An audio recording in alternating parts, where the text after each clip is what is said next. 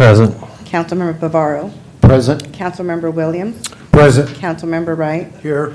Councilmember Scutia-Brayton. Here. And Mayor Zwellen. Here. Will everyone please rise for the Pledge of Allegiance, followed by the invocation from Pat Nagel from Redeemer Church.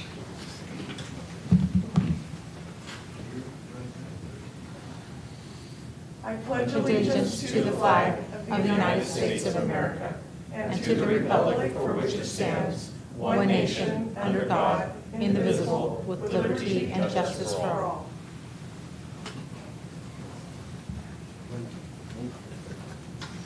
Would you join me in prayer? Lord God, we just come before you and we start just by saying thank you. I'm going to thank you for all who are able to be here safely in attendance, for the freedom that we have to assemble here, for the power that's still on after the storms today.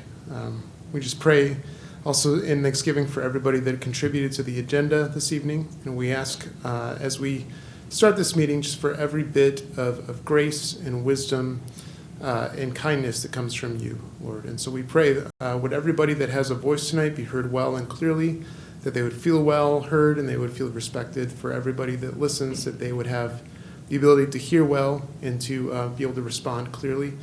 And Lord, I just pray over our leadership this evening. May they have every measure from you to conduct this meeting with productivity and also for the betterment of our entire community. Lord, thanks for allowing us to be here. We just want to come before you, say thank you, and be with us. Amen. Amen. Thank you. Thank you very much.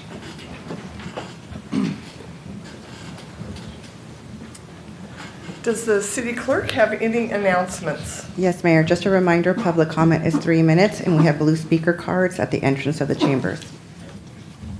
All right. Do any of the council members have any conflicts of interest?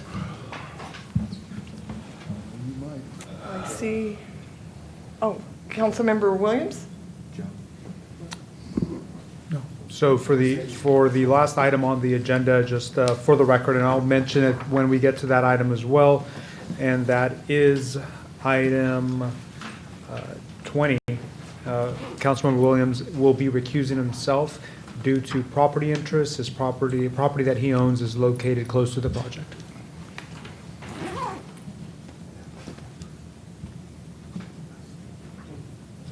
All right.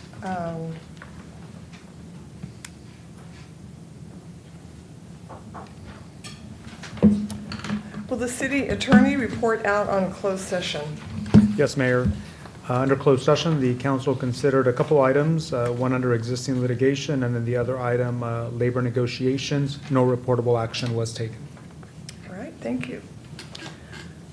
Item 1 is consider nominating Councilmember Rosa Scutia-Brayton to the San Joaquin Valley Special City Selection Committee for appointment to the San Joaquin Valley Air Pollution Control District Governing Board. Does council have any questions of staff? I will open this up to the public. Are there any members of the public that would like to discuss item 1? Any comments from council members? Motion to approve. Second. All right, we have a motion for the resolution nominating Councilmember Rosa Scutia-Brayton to the San Joaquin Valley Special City Selection Committee for appointment to the San Joaquin Valley Air Pollution Control District Governing Board. Who made the motion? I did, Mayor. Councilmember Wright, and a second from Councilmember Williams. Will the clerk please call the roll? Councilmember Alvarez. Aye. Vice Mayor Ricky. Aye. Councilmember Bavaro. Aye. Councilmember Williams. Aye. Councilmember Wright. Aye. Councilmember Scutia-Brayton. I'll abstain. And Mayor Zwellen. Aye. So it carries 6 yes, 1 abstain for Councilmember Scutia-Brayton. Thank you, everyone. You're welcome. Next is public comment period. Does anyone wish to speak on any item under public comment? This is for items not on the council agenda, and each person has 3 minutes to speak. I currently have 1 card in hand, I believe. No? If there was others, I'm not sure. But at this moment, we will hear from Betty Santos.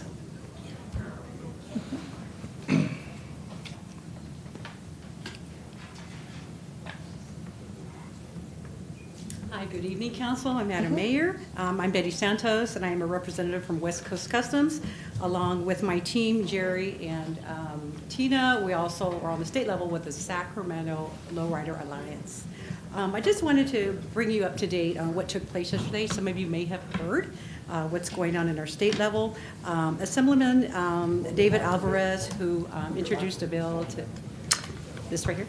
Okay, perfect, thank you. Okay. Or maybe speak a little bit closer Okay, into it so there you it's. go. Is that better? Okay, perfect.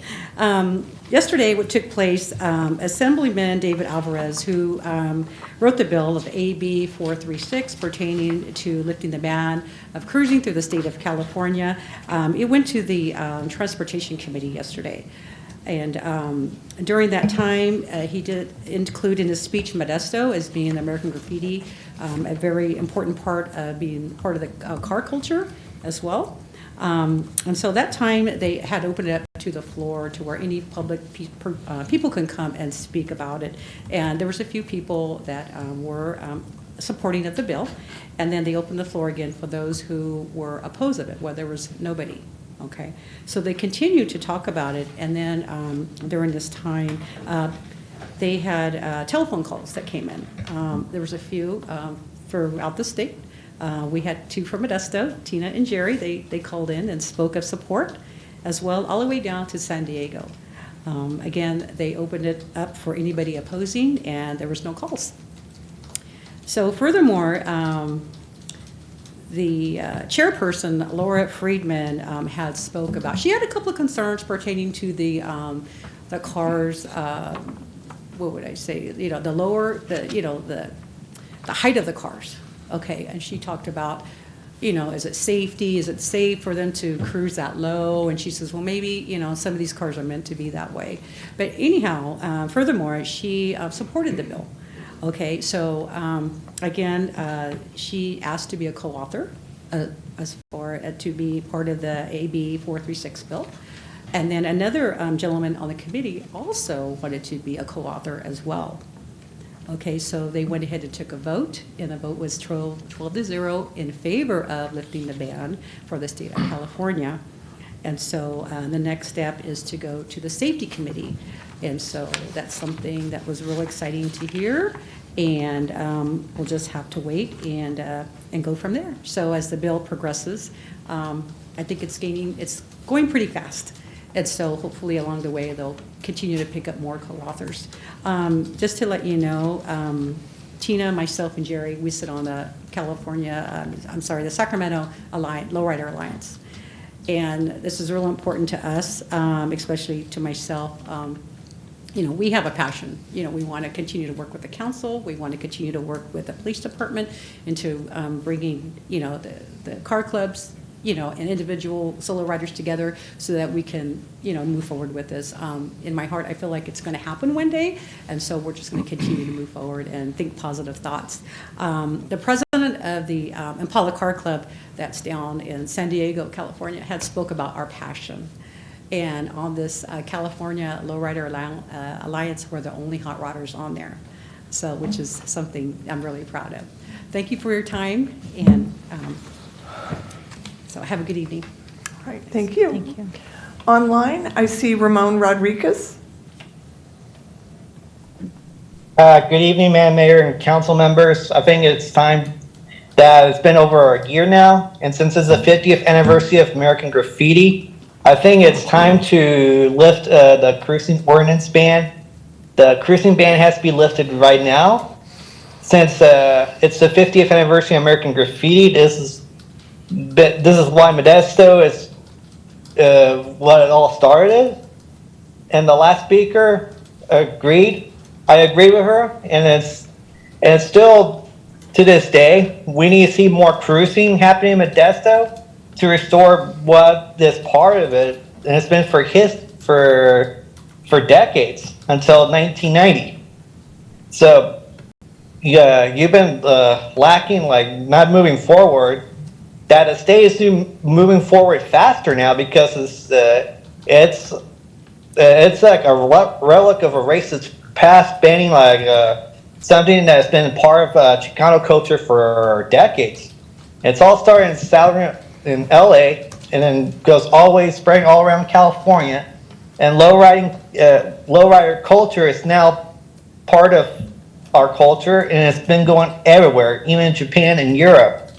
So it is time that we lift the cruising ordinance ban, because we've been waiting for this, and it's also the 50th anniversary of American Graffiti. Sorry, I'm going too fast. But with this ordinance being lifted, that means people from other car cultures, you know, the souped up four-cylinder cars, Euro sports cars, Lamborghinis, Ferraris, they want to do the same thing, just cruising around Modesto with their really nice cars, and they want to show what they're passionate about, automobiles. Classic cars, pickup trucks, lowriders, JDM cars, even electric cars. I mean, people can do it. And when you lift that cruising ban, it'll let other people from various car culture scenes do cruising and legal activities. So they will not get people to do like illegal stuff such as street racing, sideshows, and takeovers. So when you sanction something, you know, people like to cruise around and have car shows, this will cut down illegal activities such as street racing and sideshows and takeovers, because it's time that we put an end to this. And the reason to do this is to lift the cruising ban, because cruising and sideshows are not the same thing. And let the people who love cars to show off their rides, because it's basically art on four wheels, and they put a lot of money and a lot of love and dedication to cars.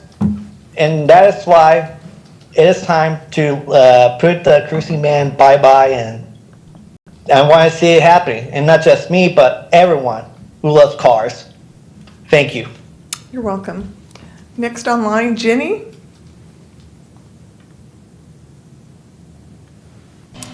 I'm unmuted. Yes, I'm calling today. It's concerning something I read in the paper about the ACE train. And I was just shocked to hear that it is not going to be here until supposedly 2026, when we were almost guaranteed that it was going to be here no later than 2023 or 2024. And I think the city of Modesto, in some ways, needs to find out for reals why this happened.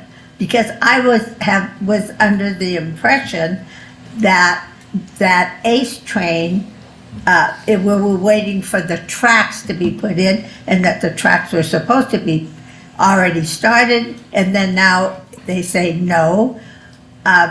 It's really important to us because we spent a lot of money on refurbishing the transit center because the ACE train was coming.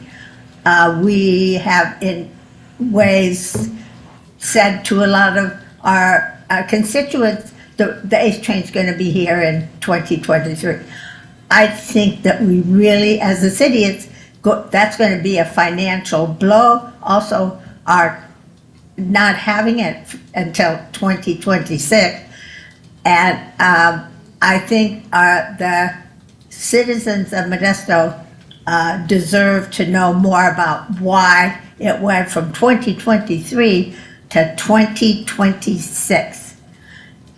So anyway, that's my comment. I really would like to see the council get really involved with, and it's not through StanCog, it is through the ACE train up in Sacramento, and I'm not real sure now who is in charge of that. It would be really important for us to do that. Thank you for listening to me. You're welcome. All right. I do not see any additional blue cards. Is there anyone else online, correct? All right. Is there anyone else that wishes to come forward to speak under public comment for items not on the agenda? All right. So next on the agenda is consent items. An item may be removed from consent and discussed at the request of a member of the public or council member. Is there anyone on the council that would like a consent item removed for further discussion? Seeing none, is there anyone in the public that would like an item removed for consent for further discussion or comment? Want to confirm that there's no one online or any hands raised in Zoom to pull a consent item? There is not. So will the city clerk please read the consent items? Yes, Mayor. Item 2, consider approving the minutes from the March 7th, 2023 council meeting. Item 3, consider accepting the 2022 general plan annual progress report and authorizing staff to submit it to the state of California.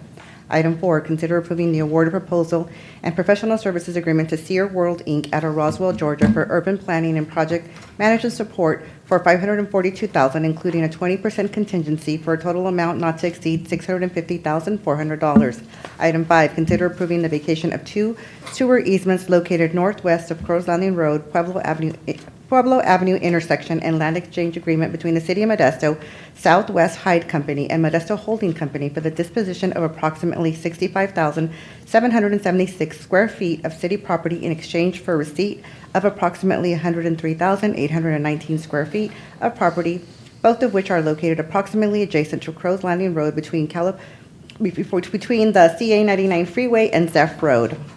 Item 6, consider approving a 7th amendment to the agreement with Docket Engineering for the SR 99 Pallandale Avenue Interchange Phase 2 project to increase the existing agreement to a total amount not to exceed $3,665,791. Item 7, consider approving a 7th amendment to the agreement with Docket Engineering for the SR 132 West Freeway Expressway Phase 1 project to increase the existing agreement for a total amount not to exceed $9,499,031. Item 8, consider approving the pre-qualified consultant list and consultant agreements consisting of Odell Engineering Group, Harrison Associates, Inc., Yamabe and Horn Engineering, Inc., and DF Engineering, Inc. for engineering plan check, map check, and land surveying services for a period of 3 years with 2 additional 1-year renewal options. Item 9, consider accepting the public improvements of Icon at Village Subdivision located south of Sharon Avenue between Yellowhammer Lane and Snowy Egret Street, west of Claus Road, and releasing securities upon expiration of statutory periods. Item 10, consider accepting the public improvements of Metro at the Village Subdivision located southeast of Floyd Avenue at Roselle Avenue and releasing securities upon expiration of statutory periods. Item 11, consider accepting the public improvements of trails at Falling Leaf Subdivision located at the northwest corner of Floyd Avenue and Claus Road and releasing securities upon expiration of the statutory periods.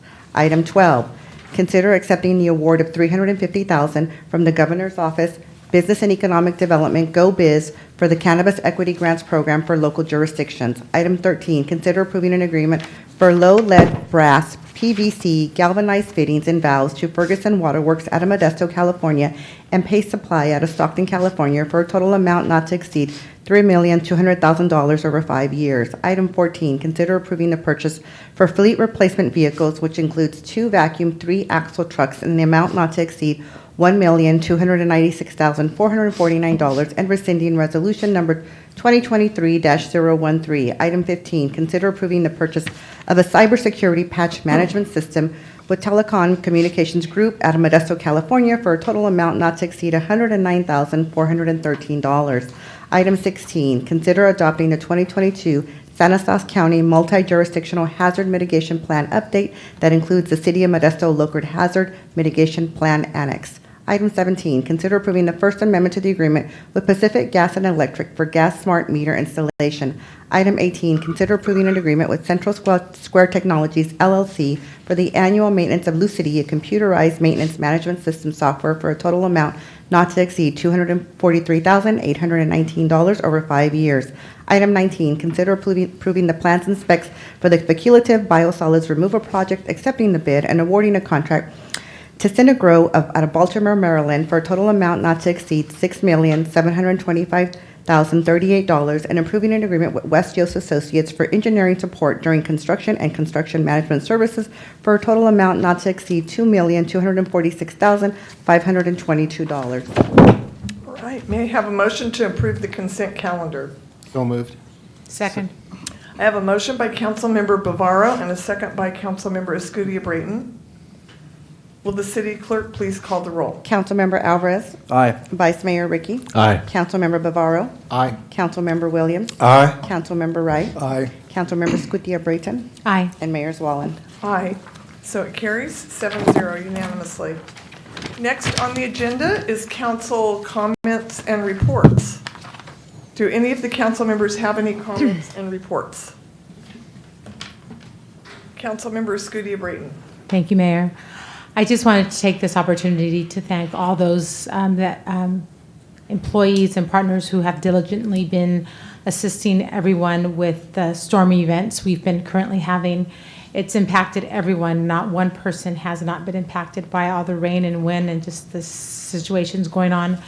But it's been very impressive and unprecedented how well everyone's been working. There's been constant coordination with OES, OEC, with the various command centers.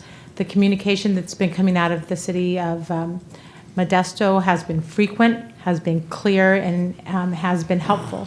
And they've been doing a good job about doing that, so I greatly appreciate that. And also just the fact that they're checking the various waterways and they're constant making sure that they're at the levels that don't require the various levels that we have. They just keep the community informed.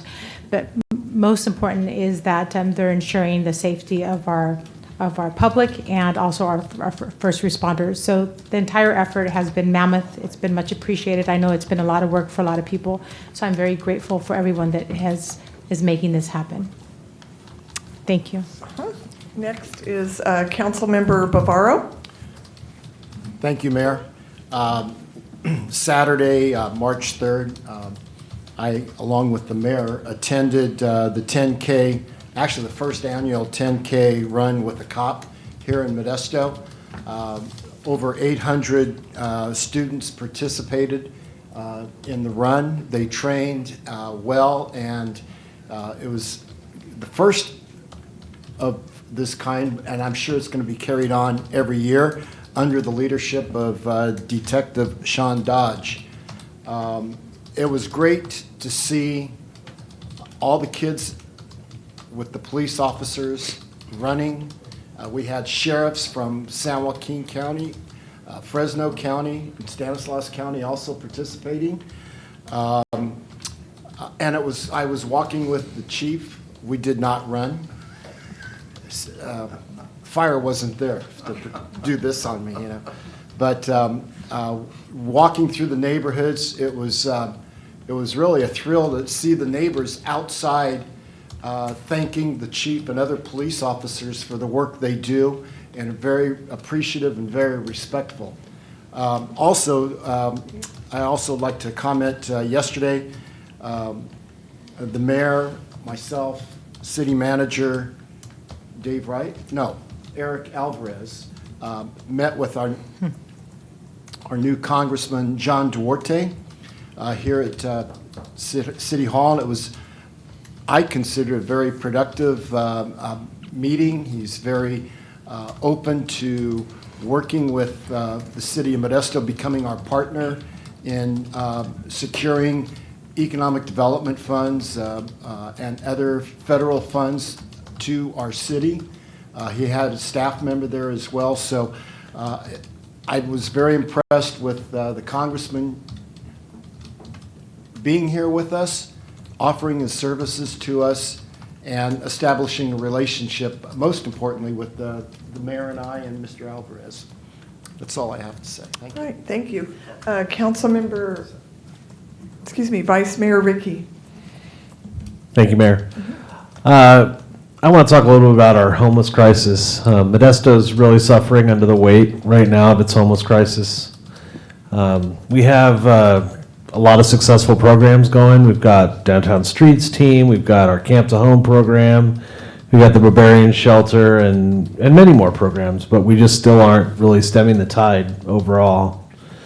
But as a city, we need to continue to attack this problem from all sides. Increasing overall housing supply is a start, And this council's done a lot of that. But right now, we have 750 beds and about 3,000 homeless, unhoused people in our county. So when Chat or Downtown Streets team is working with an unhoused person, they just need more options, places to put them. Some of the kinds of tools that might help include putting safe parking in place, safe camping. Councilmember Barrow was telling me about this really great program called Destiny Moves. It's got a great model that's really compelling. Pallet shelters, and other solutions. And we can't let government be more afraid of critics and liability than solving the problem. And sometimes the government claims compassion when it cleans up camps, only for the camps just to immediately return, since we never actually solved the problem. We need to find services that actually succeed, services that homeless people actually want to get people off the street. We may not ever be able to completely solve homelessness, but I think we can definitely do better than we're doing right now. Thanks, Mayor. Councilmember Alvarez? Thank you, Mayor.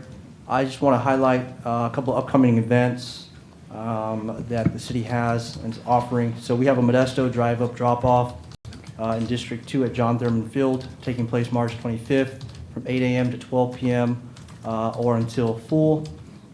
Drive up and drop off, it's as easy as that. So some of the items that are acceptable are household bulky items, mattresses, couches, and the like, tires from cars, trucks, motorcycles, appliances, refrigerators, ovens, dishwashers, and the like, e-waste, including computers, monitors, televisions, and the like.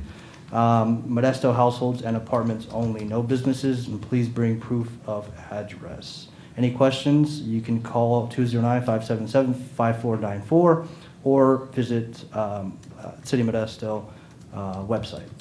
Also upcoming on March 16th, Latino Community Roundtable will be hosting their 19th annual Cesar E. Chavez Luncheon, and they will be hosting keynote speaker Senator Marie Alvarado Gil. Again, that's March 16th. From 11:30 a.m. to 1 p.m. at the Red Event Center here downtown. Thank you. You're welcome. Any other comments from council members or reports? All right. Does the city manager have any comments and reports? All right. None at this time. Next on the agenda is hearings. Item 20, and council member Williams will be excusing himself from this item. And Mayor, if I may just again make a comment for the record, Councilmember Williams will be recusing himself from this item. He owns property that is located in close proximity to the project under this item. He'll be recusing himself. All right. Thank you very much for that clarification.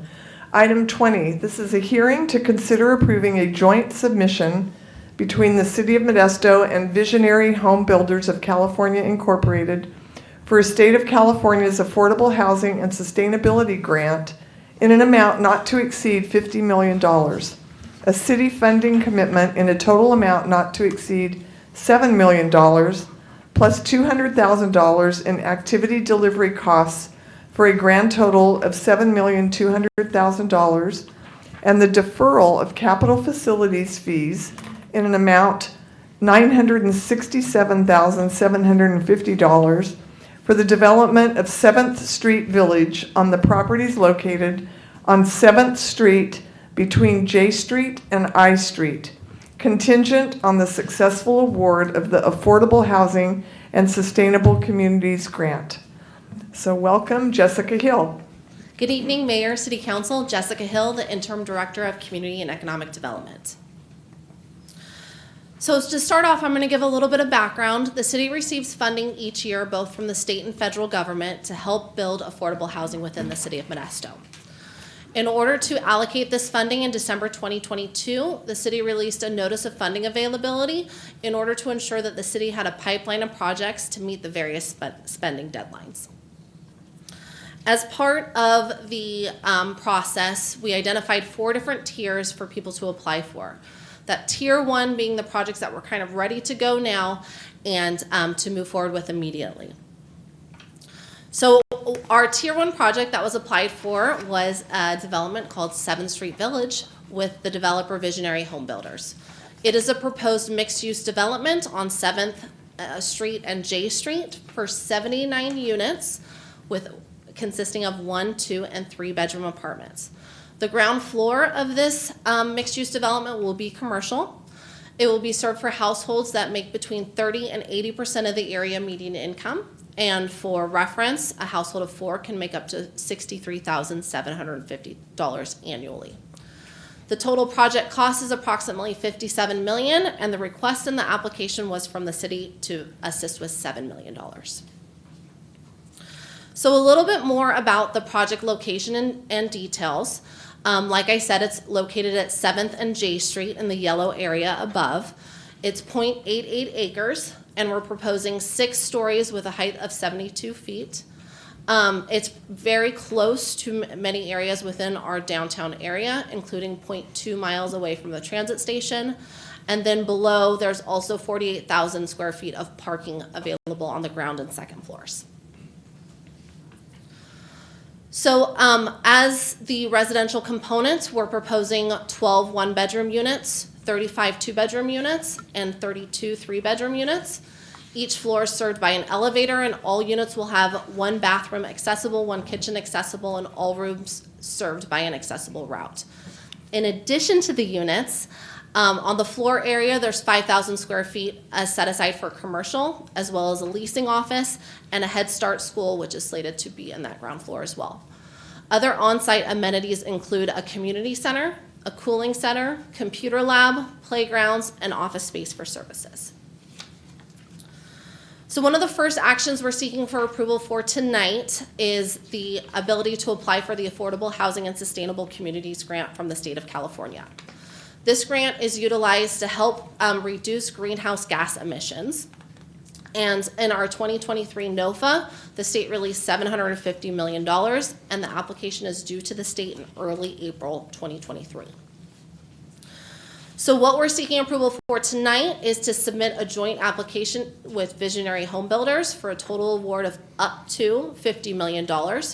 Up to $35 million of it will be a loan given to Visionary Home Builders to help with the affordable housing development, and up to $15 will be utilized for infrastructure improvements to benefit the city of Modesto. Some of these infrastructure improvements include a bike path along 9th Street connecting the proposed bike network at L to I Street and then down to the development. Various transit-related improvements, including improved bus stops of the MAX route, some sidewalk improvements, beautification, road narrowing, and pedestrian-friendly urban greening on 7th Street, as well as a zero-emission converted locomotive. On the screen above, it shows the proposed bike path. This is the bike path that we currently have funding for and is currently in design. As you can see, the bike path actually goes from our Archway Commons development, so the beginning of 9th Street, all the way to L Street. Our proposal for this application is to align with the downtown master plan and actually increase that bike route, as you can see, from L Street and then down I Street to the development, and the development's outlined in yellow above. For the sidewalk improvements, there's 2,000 feet of sidewalk improvements proposed, some for existing sidewalk improvements in red, and the purple for proposed improvements for new sidewalk. Lastly, we talked about the transit improvements. So 5 improved bus stops on Route 21, and then the improved bus stops are the black circle dots on your screen, again, to help facilitate the development and the people who will reside there to utilize that bus service. So above is an overview of the application. Again, it's an up to amount of $50 million, $35 million set aside for the affordable housing portion, 15 for the downtown improvements I've described. 9 of those is for the downtown improvements, and then the ACE locomotive conversion for the zero emissions, that's $6 million.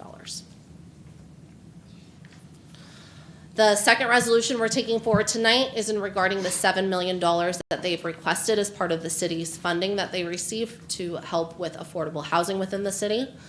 The recommendation is for $7 million. As you see, it will be a combination of our permanent local housing allocation funding, our community development block grant funding, and our home loan funding for a $7 million contribution.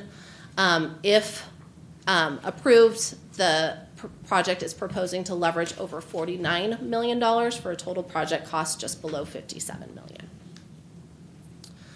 The last item before you tonight is regarding the CFF exemption. And so on February 27, 2023, Visionary Home Builders submitted a CFF exemption application.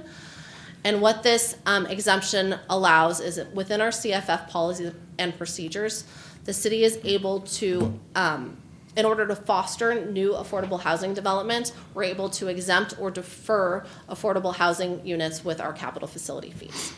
So the approval of the CFF exemption will result in an exemption of $967,750 in capital facility fees for the 79 units that are proposed. Upon approval, if the city were to approve this tonight, it would be for the joint application and commitment of funds. The developer will be submitting the A6 grant in early April. If approved, the funding agreements would have to come back forward to council for approval. If also approved, they would apply for tax credits by the end of the year, and then the project would anticipate to start in spring 2024. And with that, I'm happy to answer any questions. All right, questions from council members. Councilmember Bavaro. Thank you, Mayor.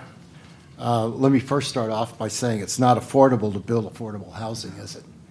Comes up to what, 721,000 and some change per unit. My question is, on the $50 million grant, $35 million is a loan to Visionary Home Builders. Should they default on that loan, who's responsible for that? Visionary Home Builders goes into direct agreement with the state of California for this grant, and so they would still be responsible.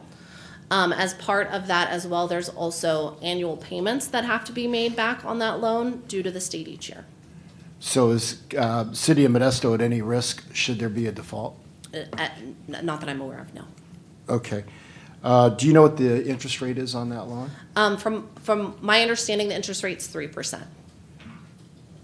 Do we have a representative here tonight from Visionary Home Builders? We do. I have Carol Ornelius, who is the Executive Director of Visionary Home Builders. Mayor, is it okay if I ask her a couple questions? Sure, go right ahead. Hi there. Good evening. Carol Ornelas with Visionary Home Builders. Good evening. Good Thank evening. you. Couple quick questions for you. Can you explain the approval process by your company in approving applicants moving into this new facility? What is your process and your selection process as well? So definitely we'll present to the city what is called a tenant selection plan. When the apartments are ready, or we're getting close, probably about 6 months before the units are ready, we will start the process. In fairness to all the applicants, what will happen is we'll open up the application period, and then we will have a lottery. And the lottery is just to determine where your place is on the waiting list. One of the part of the tenant selection plan for Modesto is there's going to be a priority, number one, for the people that already live here or people that are working here but maybe don't live here, but we want to get them housing closer to their jobs. So definitely that will be part of the tenant selection process. And this is a requirement, the tenant selection process is a requirement from all the different funding agencies. They want to make sure that everyone is treated fairly. Okay. Second question on credit scores. We're talking about basically the working poor that will be applying. And we all know that sometimes it's very difficult to pay your bills, pay this bill versus that bill, and so it does reflect on the credit scores and their FICAs. Where importance does the credit scores in your list come into play? Because I would assume that that's going to be an issue for a good number of people who are that work in Modesto, that live in Modesto, and want to have housing.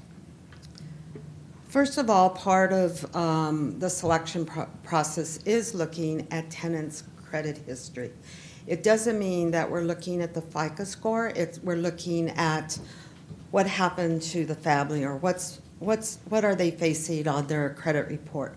For instance, number one, if there is any medical bills on that credit report that they owe, we don't even look at that, because we know health is very important, and many times folks do not have the money to go to seek medical, and then they get billed and they have no money to pay. So we do not look at that. We are going to look at evictions. The thing about fair housing, whatever you set up, it's got to be used across the board. So if there's something on their credit report that they want to appeal, we have an appeals process, and we won't disqualify that family until they've gone through appeals process. So if there's been a hardship, we want to hear what that hardship is and that decision. Because if you have like cell phone on your credit report and there's more than one cell phone company, we're going to look at that. But that doesn't mean that will disqualify them automatically. We look at the whole package to see where they're at. Evictions, they definitely need to explain evictions to us, and so we don't per se look at that FICO score. We look at what's happened with the family. And with being a HUD certified housing counseling agency that's approved by the Department of HUD, before we even start the process of taking applications, we will put out that our counselors are available to help look at this credit ahead of time, so that they may have some opportunity to work with the housing counselor to look at that credit and see how we can improve it. The goal here is to make sure that people are credit ready from our housing counselors, and we would definitely do that. We're going to be in construction 18 months, so we'll probably be here a year before that, working with families, trying to get them ready for moving into these units. So I understand, if I understand you correctly, FICA is not in consideration. No, it's the total credit report there. If they have a history of being evicted from a lot of different units for non-payment of rent, more likely they're not going to get in. But you're not going to look at, like you said, you're not going to look at the FICA score. No. We're not, No. yeah, okay. No, they're not qualifying for like single-family housing. Gotcha. They are qualifying for, rental housing, and our goal is to work with people to make sure that they can move in and they can afford the unit, and permanent housing is the main goal for our tenants and our communities. And I have one final question. If a tenant that you now have approved are now, they have a job here in Modesto, they move in to their house, and after a period of time, let's say they have separation of employment with their employer, no longer employed. Do you have a policy dealing with financial hardships during this time while they're unemployed looking for new work due to separation of employment, like a relaxed payment or a payment plan for their rent? Or how do you treat, what's your policy on that, I guess? What's your company If a policy? family was to lose their job, we would hope that they would come in and start having a conversation with us so that we could look in our community and see what resources are available. Remember, fair housing, we got to treat everybody fairly, so we need to make sure that we're clear on how we help a family that, that loses their job. We want to make sure, once again, we'll work with them with our housing counselors and then look for resources in the community. But it's very difficult to have a long-term person that is not paying rent. But we would do everything in our powers to help that family locate, make sure they applied for unemployment, make sure they look for other resources through churches, through nonprofit. Because this isn't a Section 8 project, when somebody goes down to zero, it's very hard to pay the rent because there is no subsidy on the property. Do you have a financial hardship policy?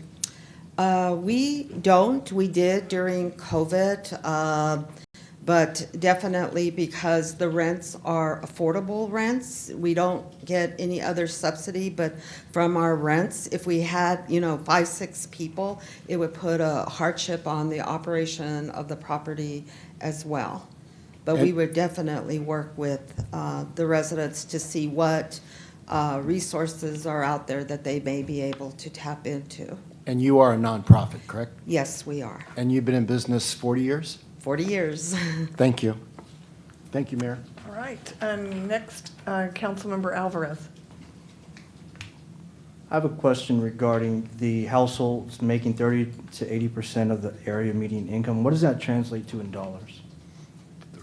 30 to 80%. It's Just- about 23,000 at the lower range to, and we're talking a family of 4 to around $65,000. And And- that's all posted by the Department of HUD, what those different income levels are for Stanislaus County. So what would a rate be for one bedroom, for example?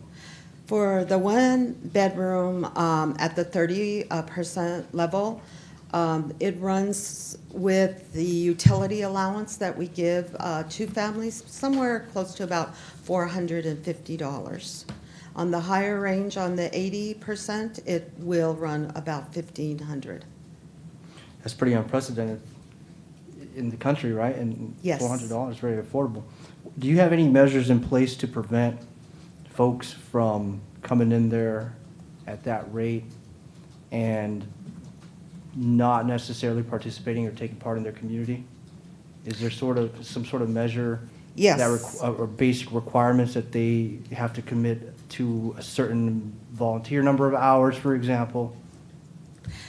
Not Have some so skin in much- the game not- rather than just- Not so much that, they've got to put hours into the community, but what is in their lease is that they need to participate in resident council meetings that we have on a monthly basis. What is the purpose of a resident council? It's not a 100% griping. We don't want to get down to the griping part of it. We like to get past, the problem that may be brewing out there. It is, people watching people. People working with Right. people is what makes a community healthy. So by bringing people together, each other gets to know who lives in their community, that we're not a silo where you go in and nobody sees each other. So it's part of bringing our residents together, planning activities, some of our most popular is National Night Out, having an event that they plan, they do the planning. We'll guide them, but they get to say what they want to do. They have Easter egg hunts. That's great. We have farmers market that comes in, planning those activities during the summer. We hope to bring in meals for children that USDA puts out. So it's the community working with the community. Right. We don't believe in security guards. We have failed if we need security guards, because that means we are not working with our residents to keep that community healthy. And like I said, it is about people working with people. And we instill this in our residents. Like I tell them, I go home at night to my neighborhood, and I need to make sure our neighborhood is protected. So how do we do this? It's about getting involved. So the resident council is an important part of being in that community. Right. That's great. No, I love that. So I'm going to switch gears a little bit. I see you have on-site amenities, community center, cooling center, computer lab, office space, et cetera. Are you working or partnering? Do you plan to partner with any local education agencies in the area? Yes, definitely. You know, I've been doing this 40 years. I'm one of the co-founders of the organization. And early on, we took on early education. So out of 28 communities, 26 of them have Head Starts in them because we believe in early education, getting those children integrated, going to school, socializing, getting to learn how to read and write because they learn how to write their names while they're participating in the Head Start program. And so we believe that that's part of our mission, that education has a priority. The reason for the computer labs, in that cooling center, we've had experience, like you early on talked about, how education is important, what happened during these floods, power going out. That cooling center is to bring residents that suffer through this. We have our computer lab that's going to be run off of backup batteries so children still have access to computers while we get the electricity back on. I had an apartment complex that was out of electricity for 4 days. So we learned how important it is to have these backup systems that we can bring people together while going through whatever disaster we are facing. Right. What specific education agencies do you plan to partner with?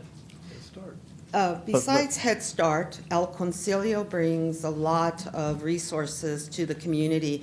They're going to be bringing workforce development. They are the ones that asked us to design a computer lab that has at least 20 computers in it with printers. We'll be working with Catholic Charities as one of our partners. And the list will go on as we define. At some point, if there's another phase, we want to tie in a community clinic. We want this plaza to be sustainable, you know, that there are resources out there for the families, and it's in close proximity to the bus, to transportation, riding your bike. One of the really cool pieces of this is that every household will be provided with bus passes to encourage using the bus more often. That's all I have. Thank you. All right. Councilmember Wright. Thank you, Mayor. I have a couple questions for you and then also for Jessica. On your floor area, you have 5,000 commercial, 1,700 leasing offices, and then 2,300 Head Start. Does the cooling center, or excuse me, the computer lab, community center, is that part of the commercial? Or is that a separate? That will be part of that whole community. That's approximately 5,000 square feet Of the commercial? of the commercial. Okay, so altogether, if you include the playgrounds and then the indoor basketball court, you have probably close to what, 95,000 square feet of usable space? I don't think it's quite that big. Is that it? We've got our architect here. I don't think it's, Well, I've added up the numbers. okay. I could be wrong. 90, Hello, my name's Nick Seward. I'm with NJA Architecture out of Lodi, the architect on the project. So on the ground level, there's approximately around 4,000 to 5,000 square feet of commercial space, which could be used for retail, market, things of that nature. Then there's the leasing office, which will house the computer lab.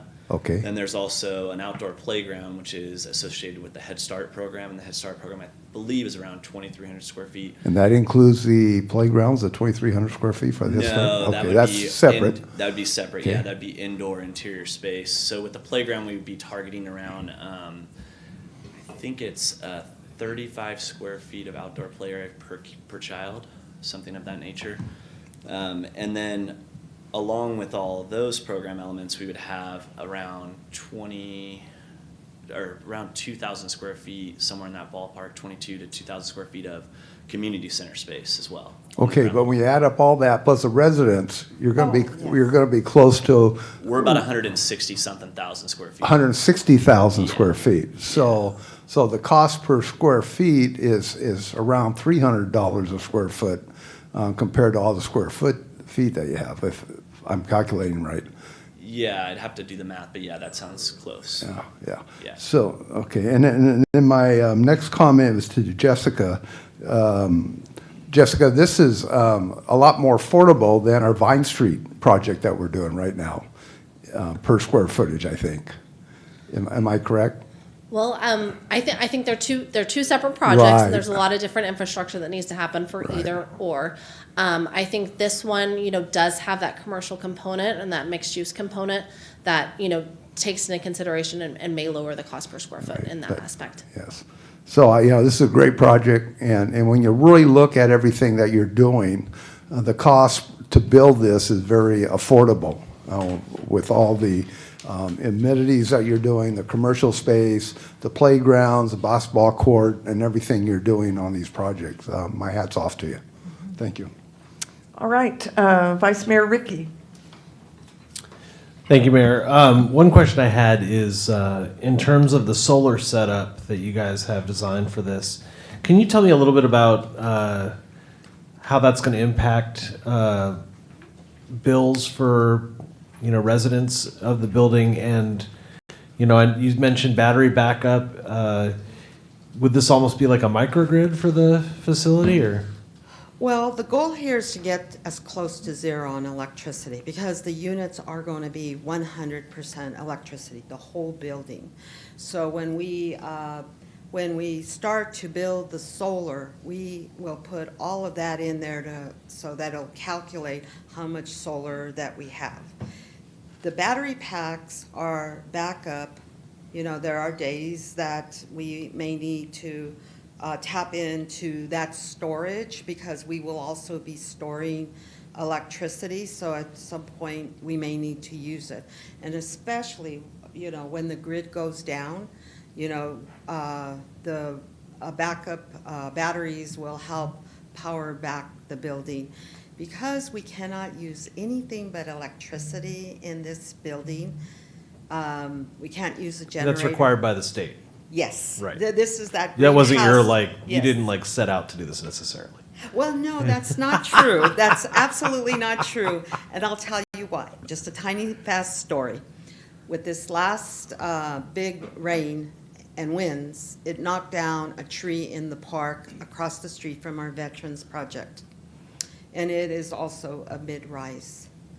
And we were out of power there for 4 days. Total blackout, just think total blackout. From that incident, we learned so much that we never want to do that again because people did not have refrigerators because it was a tall building. Some people can't walk up and down 3 stories. So we had staff come in from different of our communities going and doing grocery shopping, relieving the dogs, So we learned a lot from that, not to have any power. Those hallways and everything were stark black. And you had people in there. So looking at how we were going to address this in our next project, that was storing that energy so I can light up the hallway so people can get in and out, making sure the elevators can function so people can come out of their unit. And that cooling station is to add where, we had the Salvation Army bring in hot soup because there was no electricity. So you couldn't warm food, the food went rotten for many of our residents. So with us being experienced, how we get experience is looking at what we did in the last project and what we can do better. And this is definitely how I want to treat a 6-story building, making sure I could get people down the elevator, give them some light so that they could go into their units. I really appreciate that story because it also demonstrates kind of your experience, and I love how what you learn from your previous projects you can invest in your new projects, and I like being the one that's the beneficiary of that experience. So Well, and it's awesome. Yeah, and it is awesome. Yeah. I was explaining it to our consultant, and I was also explaining it to a state agency yesterday, and they said, Carol, you need to write about that because that's innovation.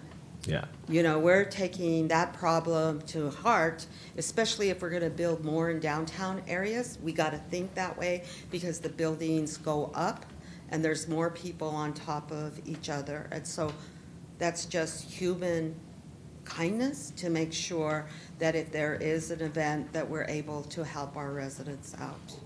The other question I had, you heard former Councilwoman Jenny Canoyer earlier, frustrated that the ACE train isn't coming. But one of the things I noticed in the plan is you guys are very cognizant of how transportation links impact this project. And so I was just wondering if you could kind of give me an overview of your vision of, how residents will get around, from the building. Well, as I mentioned earlier, every household is going to have a bus pass that they can use. We also will have an education program because doesn't happen overnight. How do you use transportation to get around, and how do you get home after you've gotten on the bus and maybe you did your business. So there is definitely funds in the budget to make sure that we support a education program to help people understand what we're trying to achieve. Throughout the years, housing has become more than just housing. It's housing, jobs, education, health are all put in this. The design of the unit, we took carpets out because why? In this region here that we live in, we've got some of the highest rates of asthma. And there's studies that show that the carpet, as it gets older, it gets frail, and then you're breathing that in. So, we've changed that model, and actually, the floors are absolutely beautiful, but, we took that element in. These are tighter buildings to conserve the energy, so there's definitely filtrations to, keep the air clean. Adding the Head Start, we have education, we'll have education for adults as well. And we're hoping to do a second phase because my goal is to also share in the future, besides early Head Start, is to open up a school for first and second graders because we all know that by grade 3, children need to be reading. And so if we're going to move the needle here, we need to make sure our children are receiving as much early education as we possibly can. So Visionary's committed to all of these. We're looking at opening up a training center for workforce development, and so this is just the beginning.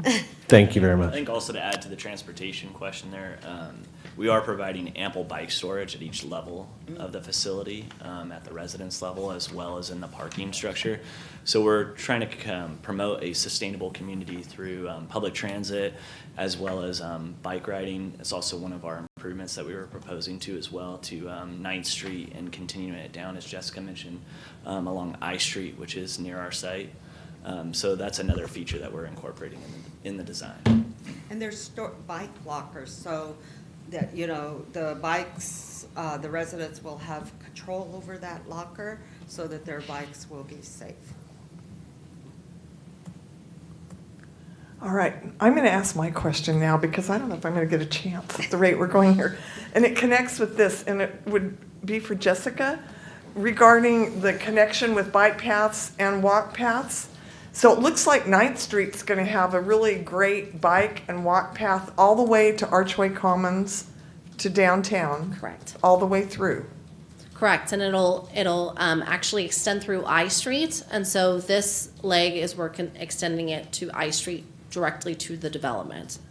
and Okay. ensure that it has connection. And then the 9th Street actually will connect to the Virginia corridor. That's, okay, that's have what I that was going to ask you. connectivity. I'm looking up on my map.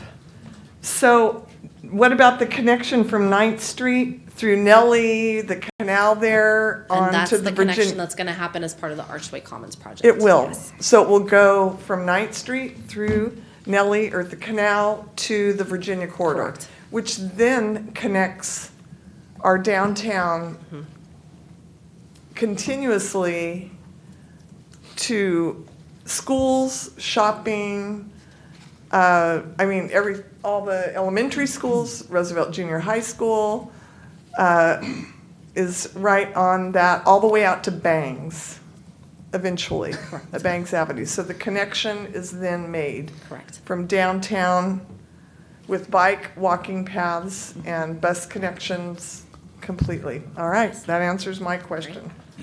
Thank you very much for answering that question. Councilmember Scudia-Brayton, questions? Yes, thank you, Mayor. I'm going to ask all my questions at the same time because I think they might be able to be answered together. And so if we start spring 2024, when is it likely to anticipate a completion date? And then I understand the storage of the bikes and the multi-level parking. I think there's 2 or it's on 2nd level. How many parking spaces have we allotted per unit? And I would imagine the agreements are yearly leases. If not, what is the length of time for the leases? And what is involved with that lease agreement? Is income reevaluated, employment? What factors into that? And what does the management services component of this turnkey project look like? Are they on site? Is it a team? Is it bilingual? If you could tell me more about that.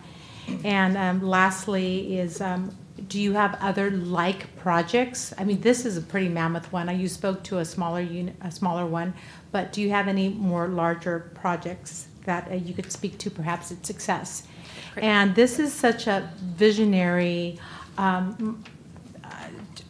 this is the best infill project I've ever heard of. You've thought of absolutely everything. So kudos, Carol, to you and your team for bringing this to Modesto. This is lovely. All right, so Jessica, were you able to Okay, so get all those questions? I think so. So I'm going to start with the parking one. So there's a total of 113 spaces, and then Carol will elaborate with how many are set aside for the units versus commercial. If we were able to start in spring 2024, we are looking for 18 to 24 months completion date after that. And then I'm going to go ahead and pass it to Carol regarding the leases, the lease agreement, and then the services that are offered for the management. Thank you. Starting with the lease agreement, the first year everybody signs the 1-year lease. And then we do annual certifications because definitely the family needs to continue to provide that they are still our workforce low-income families. With the program, a family is not going to, if their income goes up a little bit, if they qualified, say, for instance, at 60% and they went to 75%, the program allows the family to go up to 140% before they would be asked to leave. And at 140, they should not be taking up an affordable unit. We will have 2 on-site persons that will live there, and we will strategically place them because our focus is always to have eyes on our community. So on one end, our maintenance person will live on site, and then our property manager will live on site as well. Okay. And the breakdown on that parking is that to qualify for the ASAC grant, we can only allow 1 parking space per family. And the difference of the 1 parking space, which is 79, the 113 is what will be allocated to the commercial with, was it 6 stalls, ADA stalls? 8 ADA stalls will be part that 113 units. Only 8. Yes. It's actually more than what is required by code. Is that right? Yes, we're going Wow. above and beyond. Okay. And then the last question was, are there any other comparable projects that you've worked on that you could speak to its success? Or is this one of the first? No, this isn't the first one. We have one that actually will be opening in September. Same amount of units, 79 in the downtown. We actually have, in downtown Stockton, we actually have done a road diet in front of the building. And I'm really happy about it because it's right across the street from my office, so I've been able to watch as it grows. And I have asked that if anybody wants a tour to see how something like this would look in the downtown area, it's very, very similar. It's built on a podium. It takes up a whole block and a half. It's exciting. Yeah. Thank you so much. You're welcome. So much. All right, next for questions is back to Councilmember Alvarez. I don't have a question for the sake of time. It's just a comment. Bear with me here as I get it out. I'm going to go back to the education component, which I think is amazing. All the other components are also amazing. But this project on 7th Street will be in District 2. My home district, the district I have the privilege of representing. And of that district, of District 2, 74% of the population is Latino. 16% is white, 6% is Asian, 3% is African American. Okay? Of that 76% Latino, 93% is of Mexican American descent. 93%. Therefore, I want to make a recommendation for the record that these early education programs include dual language and bilingual immersion options, and especially when we consider that here locally, the city and the county level, we have Stanislaus 2030, Modesto 2050, that aims to create inclusive economies, right? And not just industry inclusivity, but cultural inclusivity as well. So again, I just want to highlight the amazing work that you're already doing and all these elements that you're considering. But again, for the record, I'd like to see some dual language and bilingual immersion programs there. It's a great job, though. We will definitely talk to our Head Start administrator, Tony, and we are aware that this area is 74% Latinx. All right, Councilmember Wright. Thank you, Mayor. My last question is, will there be any elevators in this unit, in this 4-story building?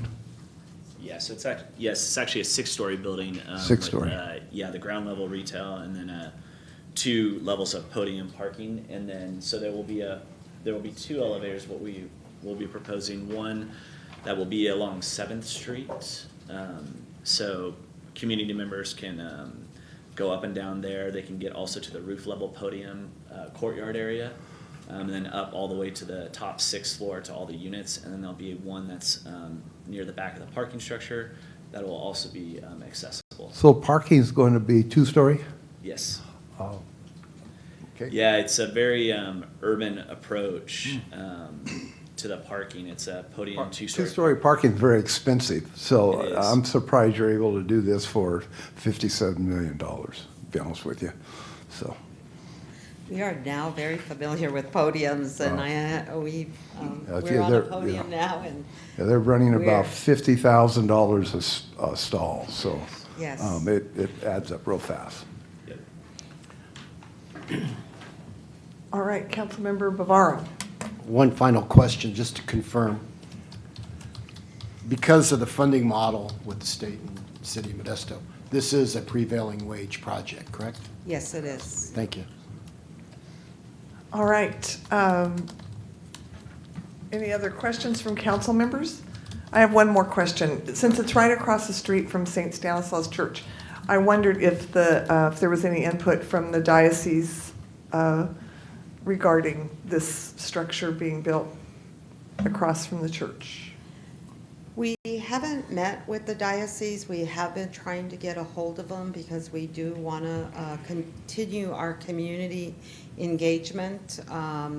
We've had 2 meetings so far, and that's not the end of the meetings. We will continue to go out and meet with more people, especially there on 7th Street, just to get their input. It's not too late to change some things, as far as design.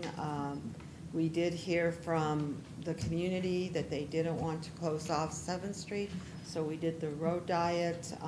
So we will be having a conversation with the diocese. All right, thank you. Thank you. All right, any other questions from council members? Seeing none, I'll now open the public hearing. Are there any members of the public that would like to come forward regarding this item 20? I do not have any blue cards. I would like to confirm that there are no hands raised online. That's what I'm seeing. All right, so I will close public comments. Are there any further comments from council members? Councilmember Wright. Thank you, Mayor. What's nice about this project is that it's right on J Street, which, if I'm not mistaken, there is going to be a walkway over the railroad track right into the yard there. So it'll be right next to that walkway, which would be really great. And on the church, knowing that my father's a pastor, I would think the church is going to really love having some new congregation members that might be joining that church. So I would think they would be all in favor for it. Anyway, thank you. It's a great project. All right, Vice Mayor Ricky. Thank you, Mayor. I'm just very excited about this project, and thank you, Visionary, for coming in and giving us an opportunity to help you with it. The future of our city is going to revolve around projects like yours, around transportation projects like the ACE train that you're 2 blocks from. Your residents are going to be at a real advantage. Not only are they going to be paying affordable wages, but they're going to have access to public transportation in a way that Modestans have never had before. And it's pretty impressive. So looking forward to it and hoping that we make it happen. All right, Councilmember Bavaro. Thank you, Mayor. I will be voting in favor of this project, and I actually look forward to more partnerships in this area of Modesto with visionary builders. They have a great reputation. From what I've learned, I did my little due diligence, and everything was positive, and they keep their word. All right. My comment will be, I already noted that they would all have great access to pedestrian walkways and bicycle paths, but as Vice Mayor Ricky noted, this will also connect to Sacramento, to the Bay Area, eventually Southern California, with the train being so centrally located there. And StanCog has lots of Stan RTA, bus routes. So this will be really access to the whole state and many, many opportunities. So I'm excited about this project, and I will also be voting to support it. Any further comments from council members? Councilmember Wright.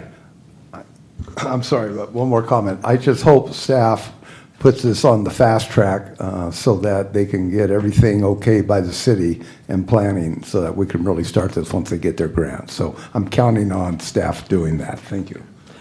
All right, so no more comments. I have quite a long resolution to read here, so here we go. This is a resolution approving a joint submission between the City of Modesto and Visionary Home Builders of California, Incorporated, for a State of California's Affordable Housing and Sustainability Grant in amount not to exceed $50 million for the development of 7th Street Village on the properties located on 7th Street between J and I Street, as well as any grant-required transportation improvements as outlined in the grant application, and authorizing the city manager or his designee to negotiate and execute an agreement with Visionary Home Builders Incorporated and any other documents related to the submission of the grant application.